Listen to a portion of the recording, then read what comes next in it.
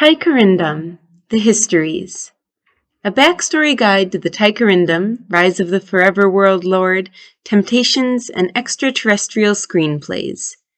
Copyright 2017 to 2020, 3rd edition, Dr. Larry E. Johnson. Powerful, supernatural, through the fire, come a brighter me. Powerful, supernatural, through the fire, come a brighter me. Yeah, I'm a child of living wonders. I'm a child of destiny. I'm a child of the kingdom. I am a child of dreams. Tykarindom The Histories. The collected works of Airton. There are an untold number of works by able terrestrials covering the history of Tykarindom and the fates of countless terrestrial and extraterrestrials. However, there are only a limited number of primary source works, and it is from these that many able scholars, Elven and Tyonian in particular, have sought to interpret the history. In this work, we have striven to bring you a fresh translation and scientific historical interpretation of the most important ancient manuscripts of primary source character. Chief among these venerable works are those authored by Stephen the Riddlewiser. The Great War, said to contain also large fragments of the lost work of Eldalor the Elf, the Age of Legends, and Tykarindom Chronicles. The original titlers in the ancient Urbane being Der große Krieg, Das Zeitalter der Legende, and Tykarindom Chronica. We have found many fragments as well from scattered sources in the Alandria archives on Mars Island. These we thought of great value and have translated them the best we could. Additionally, those works found in the archives of the Council of Airton were also utilized. Where primary sources were lacking, we used our own research to fill in the gaps, such as parts of Eldane the Elves. The 12 Lords and the fate of Prince Thukman II was of some service. A word or two is in order for the so-called The Age of Legends. We have listed it among the works of Stephen the Riddlewiser, but we do this only based on the traditions of our peoples. We will have more to say about this work below. Finally, you will often see the phrase AA1 PGW 699 T12. This notation is how the scholars of Airton measure time. AA refers to after the aeon. The number refers to the age or era. Therefore, AA1 refers to the first age after the aeon. PGW refers to post the Great War or after the Great War. There is no BGW. T refers to the terrestrial month, 12 in number. Edited and translated by Sophia the Tyonian and Eldane the Elf, AA6, PGW 990, T7. The Fragments of Stephen the Riddlewiser, AA1. Fragment 1. The inception of Almagan's game began thus. Before Samandonesia, queen of the land, lord and heiress, before Amatoriel, lander, holder of the queen's staff of law, and quester of the staff of law, there was Being. Being existed all that was. He was the oracle of Is. All that ever could exist may, if his song led the way. All around was just Being and his eccentricity, moving like joy within his being, and simply being everything. He sang the monologue. Being carried a tune from always. The two movements that he played were Being as him always. Being called the Melody Guardian Lord, and which had also syncopation, this Being in being was sacred fire, without addition or elimination. So Being had all of being in being all by himself, until he thought a twinkled gleam, and took time off its shelf. This twinkle gleam was not there before, and now there was a past, for in the twinkling of Being's eye the first moment of time passed. Being in sacred fire and guardian lord marveled as never before. Being liked this wonder and thought this was grand. He thought some more, and with another twinkle in his eye, he separated guardian lord. There you are, Being proclaimed. I in your form, me as never before. Guardian lord brushed himself, dazzled by his red hair. He smiled at himself. There you are, Being proclaimed again. I in your form, me as never before. Sacred fire was a dazzling being, a dancing fire lighting the glassy floor. Being was pleased with himself. 3 beings as himself was himself. Yet he had personalized being himself evermore. Sacred fire and guardian lord. So all the while time flowed outside Being and his equal selves. They played in a timeless sheen, never a thought of what all this means. Time below them as rivers gleam. Staring down upon flowing time, Guardian Lord said, "Let's play follow the leader." And Sacred Fire laughingly agreed. Being was smiling at this, and said so does he. Guardian Lord said, "We need to make Being leader since he was first." Aghast, Being demurred, "I am you, and you are me, neither the other's lord." Sacred Fire danced with happiness and laughed, No, you are first." And like a chorus bursting out the 2 crowned Being, "All hail Almagon, the first cause." And time flowed unbeknownst to the timeless playground that contained it. Past came and went. Timelessness was timeless. Somewhere in eternal now, a twinkle flashed in Almagon's eye. Let's add creatures to our game. Let's teach them love as we play. Sacred Fire and Guardian Lord concurred. Yes, this we must. To add to our game other lovers is just. And it was a plan, and a future was born. Now present flowed toward the future slower than the past flowed away from the present, and Almagon saw it all. With mighty twinkles on display, he felt very appalled. Dismay filled Almagon, looking down upon the future. So when the stream of time came, passing by his timeless gleam, he twinkled his eye mightily and proclaimed, "Behold, Wunder lives, to it a living soul do I give." Wunder separated, and it had life. Guardian Lord was amazed at what Being had done. Sacred Fire wiggled and giggled his creative pleasure, declaring, "It is a living soul, our singular treasure." And Almagon made the rule, "From now on in our game, Wunder shall be the force of the living. Every expression of ourself shall be drawn from this font. All the beauty and pain to come will be just as they want." Sacred Fire and Guardian Lord followed Being, saying, "May it be so. May it be so, and down there among the time-bound, may all their joys and all their sorrows be the Wunder of their sound." And Almagon said, "Gather up the Wunder dust. Bring in all its sparkles. Gather it, pull it in. You will use it, and entities spin." Sacred Fire playfully scooped up the fine film of Wunder. He glittered as he gazed. The Wunder made him laugh. He shuffled it in his fiery hand. It started to spin fast. Guardian Lord came forward. "I will scoop some into my palm." He took it, ran his palm through his red hair. "Now everyone who comes from me, every living thing, they will take this token as their own, redly fair as could be." "Now," proclaimed Almagon, "make creatures of love. Form each of you, one after your own kind, yet make them similar and beautiful, that to each other they incline." Then the Guardian Lord uttered a mighty word, "Tyshafen." He tossed the Wunder dust in the air. It took elevation, and high above Guardian Lord's head, the Wunder dust swirled.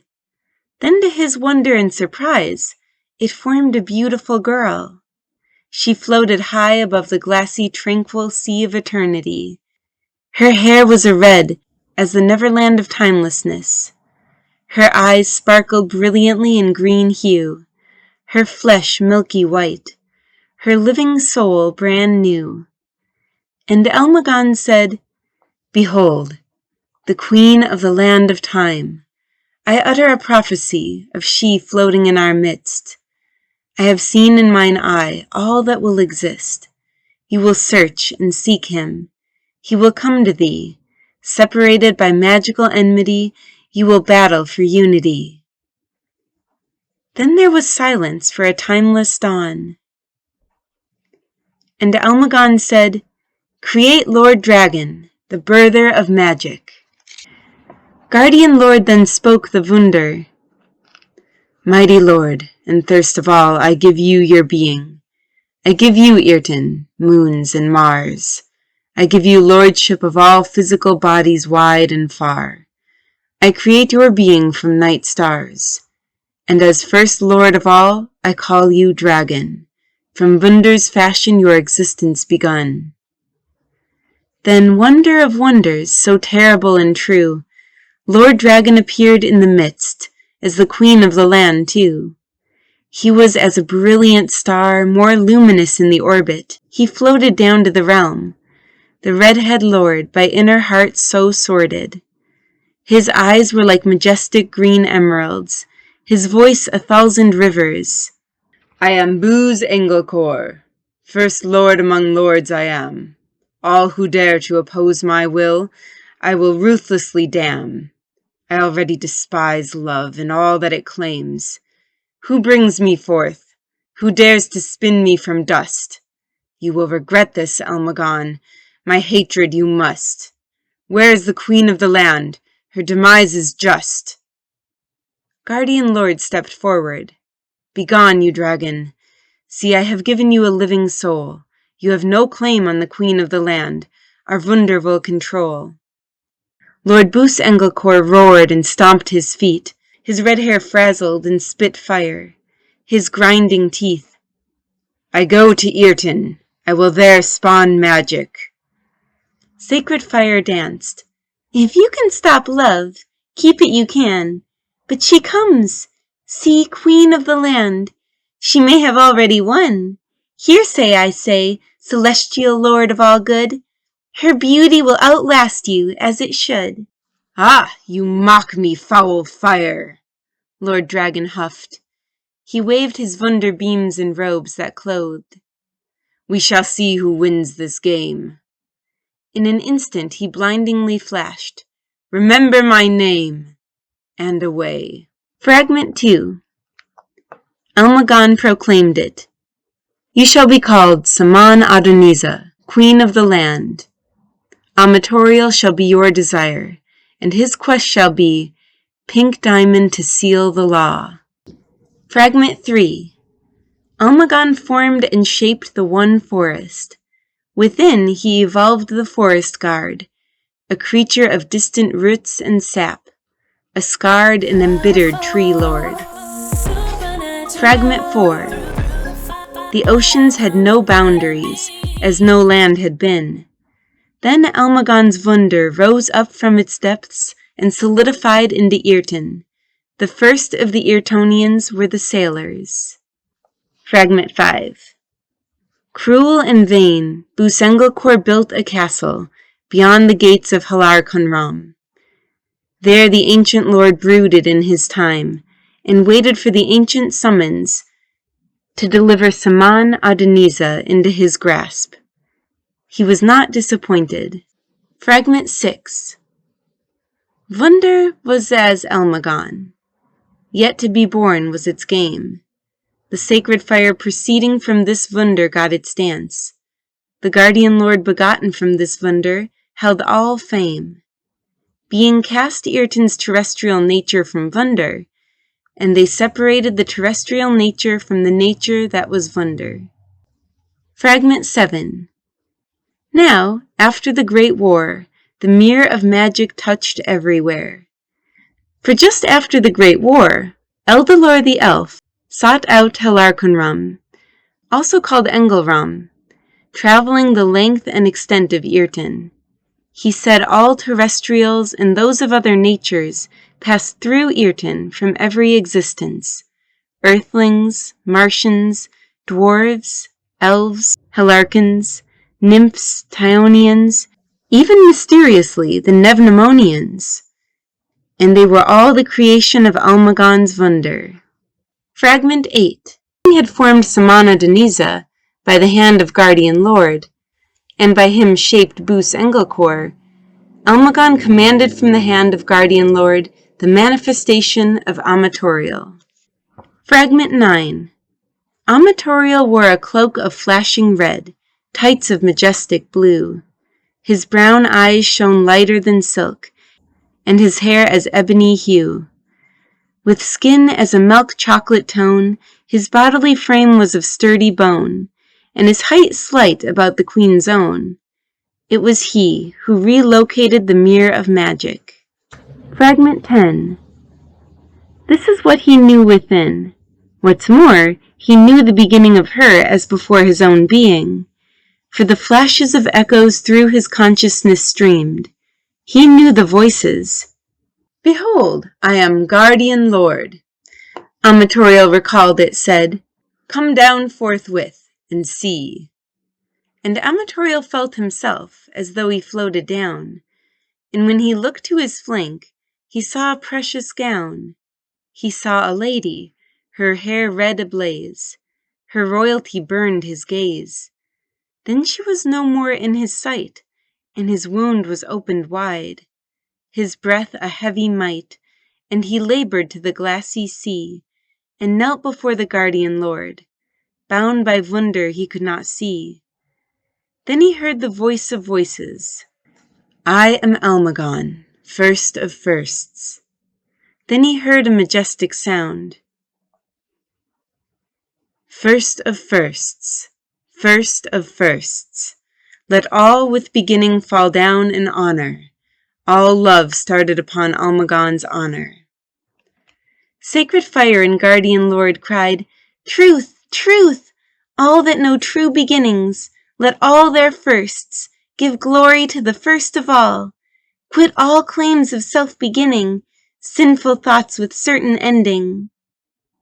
Hearing these things, Amatorial trembled where he knelt. He heard the voice of Guardian Lord. Arise, Amatorial. Take up the quest of your being.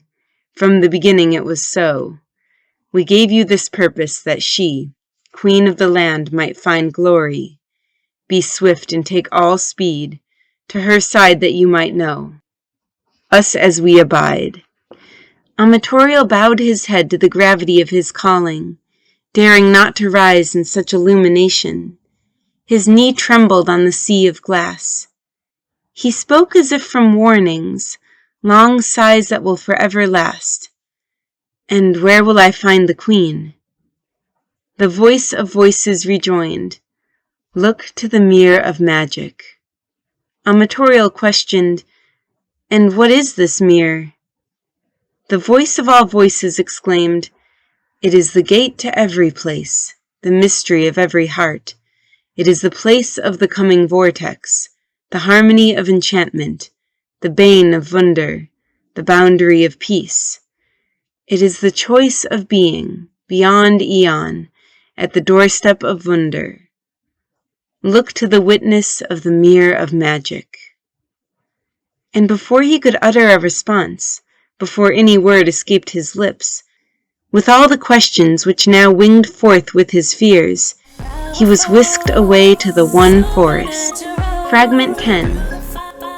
Amatorial traversed the timeless void, the shadows of past, present, future.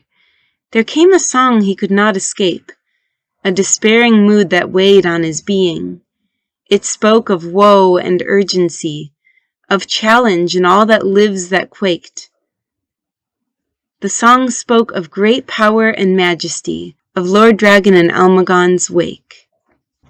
Fragment 11. Amatorial heard an intonation that horrified. I am Lord Dragon.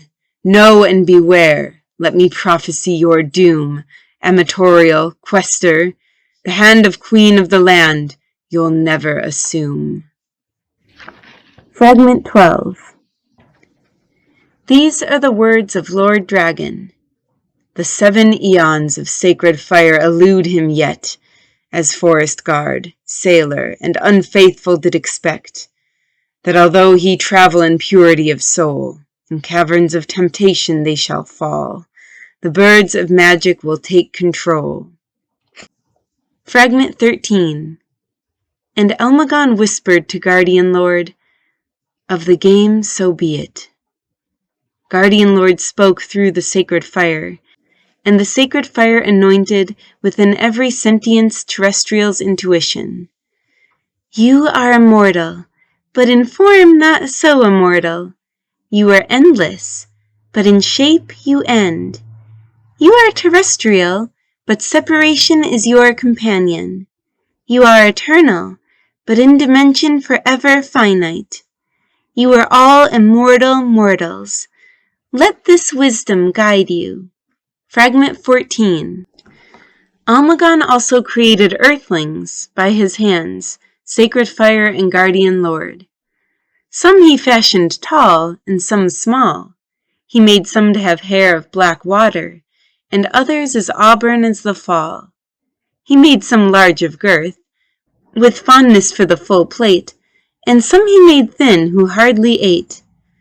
The most peculiar distinction earthlings possessed is they made physical things best. The secret to their sorcery lie in shaping matter in its rest. Fragment 15. The way to the celestial halls of Hellarcon is the silk-weave passage. It is beyond Lake Eldalore, beyond Misty Island, between Mount Hylor and Crystal Mountain of the East, where the caverns are haunted by the 7 forest songs of despair, which flowed from Misty Island. In those golden halls, Saman Adonisa hid herself, that Agia the Supernaturalite would be born. Fragment 16. The forest songs, it was said, brought madness to all who dared, through the silk weave their lot to fare. For on Misty Island the ancient magic of Morwedge the sorceress was great, her magic too numerous to relate. The forest songs were for Morwedge sorceress magical bait, by which she guarded the misty lake. The legendary sorceress kept watch over the forest of songs. She guarded the great lake, for which she held many a form, keeping watch for the return of elf Eldalore. Fragment 17. So in the eyes of most, the forest songs were madness, and a sign of a deep possession, a malediction of the soul. Nevertheless, a few hardy elves braved the great lake after Eldalore, and while they never returned their discoveries to demonstrate, the forest songs grew in wonder, and in number 8. Fragment 18.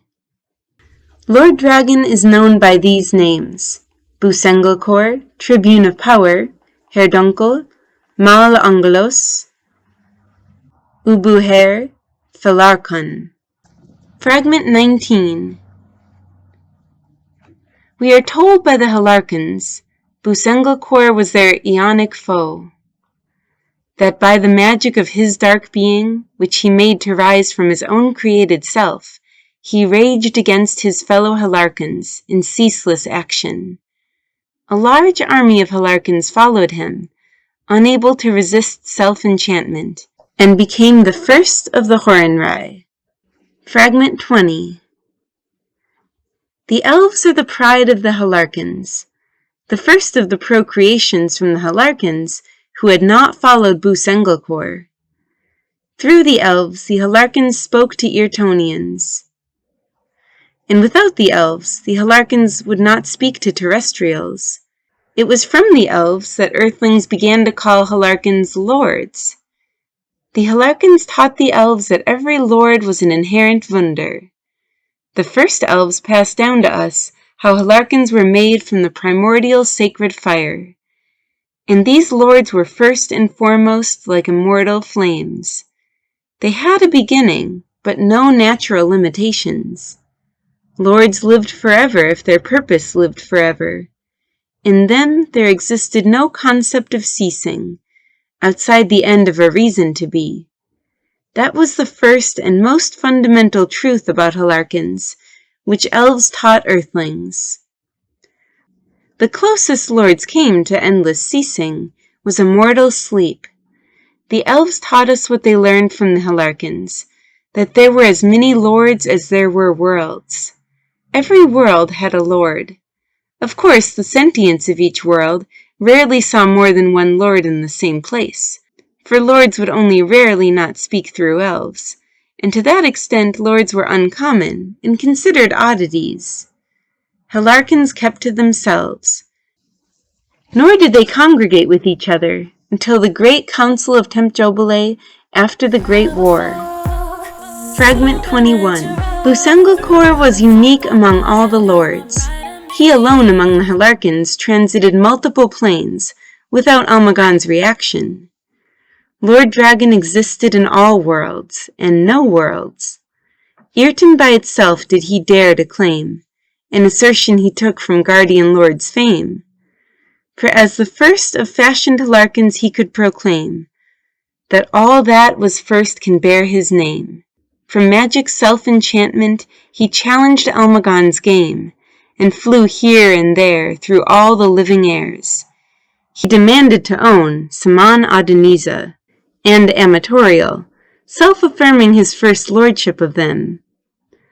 Lords Saman Adoniza and Amatorial refused to be ruled by Busengelkor's enchantment, for they saw themselves as Almagan's first loves. In response, Busengelkor warred against them, and the unenchanted Hellarcons came to Saman Adoniza's aid. And so the Great War came, and there was battle upon battle on the edge of Aeon. Lord Saman Adoniza took Bengelkor's fame, crushing many of his Horenrai. But lordship of Irten from him she still failed to claim. Even so, Busengelkor became furious. His magic grew stronger. After that, Saman Adoniza became great with child. She fled. Lord Dragon demanded of all that he supposed, her continual awakening and presence oppose. And so, Almagan, seeing that neither side could prevail, the immortal mortal sleep imposed. Fragment 22. How long the immortal mortal sleep lasted, the elves could not pass down, for even the Hellarcons could not tell it, except to say it was after the Aeon and at the dawn of our Age of Ages. Afterward, at the dawn of our Age of Ages, came the first great council, Tempjobile, every lord that was manifested to attend, from Mars to Alpha Centauri, from Irten to the moons of Jupiter, from the terrestrial, celestial, Edonic, and other natures, all the lords heeded the summons of Almagan. The last to appear came Busengelkor, materializing on the glassy sea. The voice of Almagan broke the breeze at Lord Dragon's appearing. And where you are coming from, ancient Mal-Angelos, awakening from your immortal mortal sleep as called, you are a welcome sight to see, though you are as of a fashion bound to enchantment and finger-wagging. Busengelkor stomped his feet, and the glassy sea shimmered. I have come from roaming among the worlds, from going to this place and that, spreading the magic. Guardian Lord manifested, hearing the voice of his creation. He raised his voice in debate. You are spreading the magic? What a piece of news to receive! What is your purpose in this? With what sorcery do you deceive? All the present Hellarcons murmured, True, true, true, self-enchanted you, enchanter in birth, misleader of every heart and hearth. Lord Dragon glowed, pleased. Do you think to diminish my might, to make me small with pronouncements so trite. I will vanquish you all from Almagan's sight. My being is clear, its magic solid. Saman Adoniza shall not be beloved. Her need never to find salvation in her love. The child she bears will be bereaved. Almagan roared from blinding light.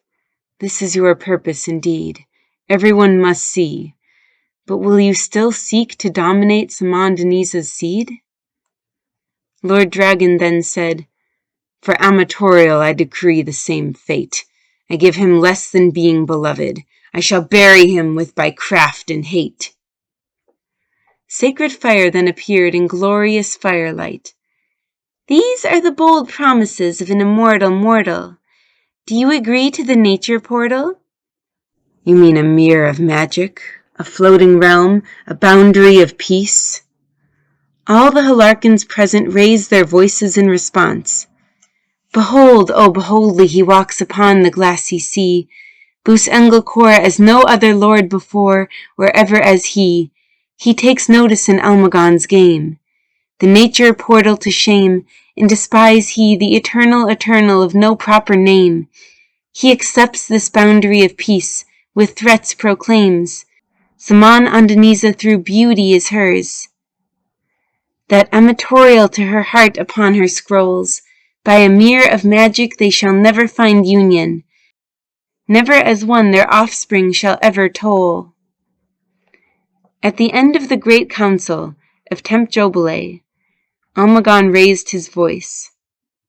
All bowed before the trembling gleam, his words as sharp as a sunlight beam. See, my children, daughter she and son he, this is their game, though named after me. What they feel shall burn like fire. Their every breath leave them trembling. Relentless they will gauge your assault, for without each other they will fall, their offspring greatest of all. And I shall emblazon from their wonders that child which must victor be, or slave to Bus Engelcor's enchanting glee. Hearing this, all the unenchanted Hellarcons mourned. They mourned for Saman Andaniza. They mourned for Amatorial. Woe, oh woe, is this upon their quest? What ignites their need for maternal rest? For apart they begin, close they must draw for the child of promise. And on their heels, Bus Engelcor, Lord Dragon, of his schemes we are appalled. Sacred fire laughed and glittered. Be gone, all of you, I proclaim, this council done. Your mourning is depressing even me. Lord Dragon, strong though he is, has not won. There is hope and faith in the child to come. Bus Engelcor too laughed loud and swung his red cape. His long red hair he waved with a nod to fate. A child you give me to dictate? Child's play, I say, and she will fall. She will never know the nature touch that binds. In her journey she'll only know the pain of time. And then all will experience the enchantment of Bus Engelcor. For my purpose I live this offspring to forever stall. Almagan's voice pierced the glassy sea. Mal Englos, Lord of Irten, what would the pain of time give you? As Bus Engelcor dematerialized from the council of Tempjobile, his voice pierced the mirror of magic. More time to be on the attack, to forever torment them with a need that rejects. Very soon after, Bus Engelcor had by the mirror of magic fastened Irten to every nature. The ancient lord, known also as tribune of power, Herr Dunkel, Mal Angelos, Ubelher, and Hellarcon, stood upon the highest Irtonian plateau. He raised his mighty bronze arms up high and proclaimed Irten's highest peaks his own. Ubelplatz it came to be known. There Bus Engelcor lived, slept the immortal mortal sleep and renewed, and in the midst of those heights there came to be fashioned by his hand the most twisted servants of dark magic ever to challenge Almagan's game, and the immortal mortals called them the Horenrai. Fragment 24. When the Hellarcons looked down from right Gothok, they were dismayed for the Tyonians and the other sentient terrestrials who dwelled upon Middledorf. But Bus Engelkor had might from the ancient sacred fire, and the combined lords of right Gothok, even with Saman Andaniza and Amatorial at her side, could not resist him. So they appealed to the guardian lord above them, and the guardian lord, begotten being of unbegotten being, had pity upon Irten.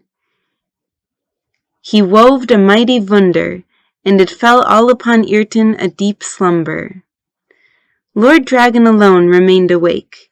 He resisted the slumber wunder, and he gritted his teeth against Guardian Lord. As yet, Lord Dragon felt too weak to impose his raging will against he who held the title Guardian Lord. So Bus Engelkor watched. All the sentience of Irten fell into a deep immortal mortal sleep. For they were mere terrestrials. They had no wunder, but were terrestrials. Even the denuded Horenrai slumbered at Guardian Lord's wunder. And Bus Engelkor, having none with which to fight, and none against whom to fight, that he could prevail against, brooded in a self-imposed enchanted slumber, as long and real as that of the wunder. Fragment 25. Morwedge the sorceress sang a forest song of despair in this fashion. Morwedge. High on a plateau, far to the southern range, upon rising sharp volcanic rock, chiseled as menacing fangs, dwells a magic of dark eye. Fallen Hellarcons called Horenrai. This patchwork of teeth, stone and metal is covered with green moss, where no lander does settle. The height of these rocky fangs rising to immense height, pierces the clouds above, trailing out of sight, and to the deepest depths below, where a gorge carves out the earth, planet-cold lava flows. Within this natural fortress, Herdunkel keeps to himself all the dark magic. From here is born by potion lore all that is tragic. Fragment 26. The elves speak of Amatorial, quester of the Queen of the Land. Fragment 27. This is known as the Second Forest Song Despair. Fragment 28. Amatorial sung the Second Forest Song of Despair. O ancient wonders from which you came, touched by Lord Dragon's hand aflame, keeping puissance, not his at all, stunning every Hellarcon, appalled. They floated down to the glassy sea, called Rheidgoldhoch, home of the glassy sea. To celestial amazement, he unleashed them by invocation with song. Their inner enchantment, their allegiance he won.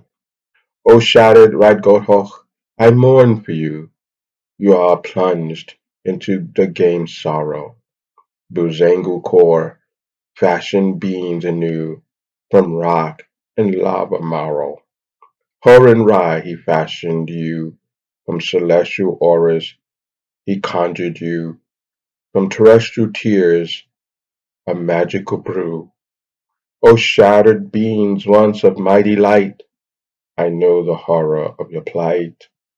And now I sing the forest song to hold your hand, forswear before Saman Adonisa's child your dishonored blight. I forbid you by this wunder to make of love a horrid night. O lords of Rheidgoldhoch, how late you learned of this treachery. You sought to solve the curse that captured these your friends. found. In your wrath you lashed out wrongly to eternal end. Cast spells so deep did Hellarcons rend, the deepest roots became their home, and from their blackness incantations did spew. But through their wound and dark tales do wag, the Supernaturalite will tempting magic dash. Fragment 29.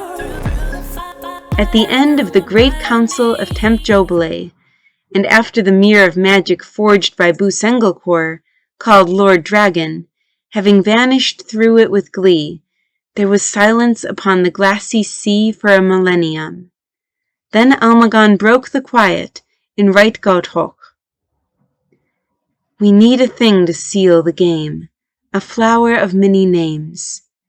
He caused a pure white wunder to fall upon the glassy sea, and Guardian Lord gathered all the white wunder in one spot upon the glassy sea. Now forge it sacred fire into unity, proclaimed Almagan, and sacred fire, dancing with the light, burned the glass beneath the wunder white. When the fierceness of the furnace ceased, behold, there lay upon the glassy sea an object of brilliant pink. Then Guardian Lord came forward. He took up the pink wunder. He clasped it in his palm and said, "What you join together can never be broken. The lady that bears you from man is forever forward spoken." And Almagan was pleased. "Hold up the pink thing we've created by wunder." Guardian Lord lifted it up high. Sacred fire flickered smilingly. "It is a pink diamond ring!"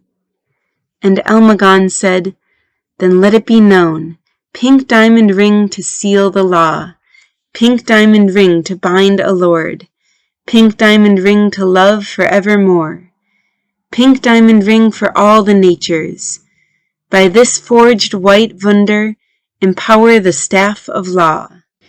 Fragment 30. There is the legend of the unending sleep, called death. For some say it is not the immortal mortal slumber, by which Guardian Lord ended the great war. This too Herr Dunkel made with magic, saying, "Now love cannot live forever, but before it will lie the door of death." Fragment 31. In those days, immediately following the institution of the Mirror of Magic, Bus Engelcor's wrath was mightily kindled. The Horenrai had not discovered the missing pieces of the Staff of Law, even though Guardian Lord had cast it down to Irten. And the hater of love stretched out his hand against Lord Samandaniza, and Amatorial even more so. "I will have the Staff of Law and the pink diamond ring that seals the law." With determination, Bus Engelcor, the lord of the new dead, swore with fist raised high, "I will make my assault against the Mirror of Magic, where Eton met all the realms of existence, and with its collapse to my feet, I will rule the game with Almagan's defeat." Fragment 32. Now among the Horenrai there existed a ruler of the Horenrai, and the lords gave him a name, which no one uttered without dread, for this Horenrai possessed a power most intrusive to the mind, and he used it to invade one's dreams. So the lords of Reitgothoch called their fallen comrade Lord Troimtoter. Fragment 33. When Lord Dragon learned that the Horenrai could not discover the two pieces of the Staff of Law, he feared as never before. Bus Engelcor knew if the Staff of Law revealed its secrets prematurely, the keys to Almagan's nature portal, the Mirror of Magic, would elude destruction. For while he had defiled it with magic, he had not the means to obliterate its gates. The corrupted Hellarcon sent forth his minions to block all paths to the pink diamond ring. He would stop the sealing of the law, and in pursuit of his hope to destroy the instruments of love, He murdered the Leviathan, so that he might seize the telling shell. Fragment 34. This, then, is the sequence for the Mirror of Magic. First, it is the gateway agreed upon at the great council called Tempjoble, after the Great War. It maintained the boundaries of the natures, and stood as the boundary of peace. The Mirror of Magic came to be in this fashion. At the great council there appeared a great white throne, and Almagon sat on it, clothed in unapproachable light, a beaming glory no sentient could in it delight. Then, dancing with glee, sacred fire readily materialized. The guardian lord descended to Almagon's side too. Thereafter, one by one, from distant realms, all appeared, from lords to elves. And then in the midst, there appeared from invisible realms the Mirror of Magic. It formed and shaped out of the glassy sea, rising for all to see. Almagon said, "Behold the Mirror of Magic!" For he knew Bus Engelcor would defile it.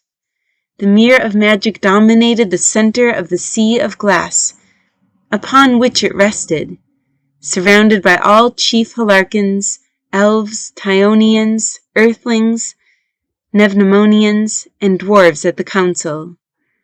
And last of all came Lord Dragon, caped in red, his eyes piercing, with the Lord of the Hohenrai, Lord Troin Toter at his side. Bus Engelcor spoke an incantation over the Mirror of Magic, as Almagon presciently named it. Lastly, Amatorial seized the Mirror of Magic, and at the fury of the agreement of the Great Council, which he declared doomed his offspring, Agia planted the Mirror of Magic in Tykarindom. Fragment 35. When Lord Samandaniza, fresh from secretly giving birth to Agia the Supernaturalite, in the majestic Hellarcon halls, beneath the caverns of Mount Highlord in Crystal Mountain, saw she would fail in her quest to undo Bus Engelcor's enchantment over Irten, and when she discerned the great war would be lost, Samandaniza spoke thus: "No, there is another like myself to come. I will sleep. Almagon will not be undone." Then she appealed to the guardian lord, and with a wave of her hand, Samandaniza caused a fine blue mist to fall from the clouds. It was called Almagon's Wunder by my fellow earthlings, and this dust of thin blue mist twirled around Samandaniza. She flipped her palm over, and the mist spread outward like mighty lightning. In blue circles, ever wider blue circles it grew, until the armies of Lord Dragon and the armies of Amatorial, her helpmate, were engulfed in the Wunder from the guardian lord, and all the Avalon plains was misty blue. Then the immortal mortal slumber fell upon all terrestrials, and the half-breeds from the magic of Bus Engelcor, so that at the edge of the Aeon and the first age, there was heard only the weeping of Almagon. Fragment 36. There existed for ages unnumbered the Wunder mist made by Almagon. Like a garment, it covered the great lake Eldalore. From shore to shore, over its entire circumference, the Wunder mist hung. Neither night nor day alleviated it. Neither dawn nor night twilight dispersed it. The rays of a high noon sun could not burn it away, and the fierce winds blowing down from Mount Highlor failed to move it. And it was said that within the mist of Almagon lived the 7 eyes of life. Few have ever been fated to peer upon them, but it is said Lord Samandaniza sailed upon them to the mighty island, where she encountered Morwedge the sorceress. Fragment 37. There are those who say Lake Eldalore is the elf himself, and the elf who is called Eldalore is the lake. And this is what the Tyonians have passed down. When Almagan saw that Eldalor the elf had spoken to the Hellarcons of Hellarconrum, he caused a silent wind to pass through the blue mist, and on the cusps of the wind the High Lord Almagan breathed his new Vunder, which no immortal mortal could perceive, save such as dared to approach the lake. The Vunder was unlike the Vunder which brought the immortal mortal slumber, that ended the great war. Rather, from this Vunder, Eldalor the elf dissolved to become the lake, and you can hear the wretched screams of the elf still upon the lake's turbulent waves. I myself have not been able to prove this story. I thought it unwise to traverse Misty Island to discover it, by observation as a good historiographer. Let no one deride my caution. I merely pass this on as important gossip to future terrestrials who may happen upon the lake, and as a warning that Lake Eldalor may be more than it appears. Chief among those who affirm this story are the Nevnamonians. However, it should be written down as a hedge that the Nevnamonians are a fickle peoples who despise Irtonians, for they say this Vunder as punishment to Eldalor for being a haughty terrestrial. This is why he never returned from his search for Engelram, for he was imprisoned there by Almagan for being haughty, looking into things which did not concern his nature. Fragment 38. There are as many languages as there are peoples on Irton. These are the most important of the languages, then, which are still living languages up to our day in the First Age. First is the Urbane tongue. This is the language of the Urbanites, and as they are the majority of the terrestrials who inhabit Irton, this is the first language everyone strives to at least grasp the basics. There are many dialects of Urbane, and it would be impossible for me to number them all for you. The chief dialect is the Nunian Urbane. Almost all commerce and legal transactions are done in Nunian Urbane. All the best ancient manuscripts are written in ancient Urbane, and each historiographer strives to translate these the best one can. Nevertheless, there are important disputes as to meanings in some hyper-delicate areas. Then comes Taigwa, the tongue of Samandaniza and Amatorial. The Tyonians speak Taigwa, but they mostly use it for Vunder purposes. Tyonians are very comfortable speaking Urbane as well. The elves are multilingual, and besides their own tongue of Martian, they speak Urbane, Taigwa, and Qualentine. The dwarfs speak Tykarindom. No one else bothers to learn this ugly-sounding language, and dwarves are often ridiculed for their hideous dialect of Urbane. I myself praise the dwarfs, considering from where they linguistically start. The spawn of Bus Engelkor, called the Horenrai, speak a degraded version of Urbane and Taigwa. The most difficult language of all that is still a living language is that of Glavnaze. It is the most beautiful language you would ever be blessed to hear. Nevnamonians speak this tongue, and only a few outside their peoples can comprehend it, and they are mostly scholarly elves.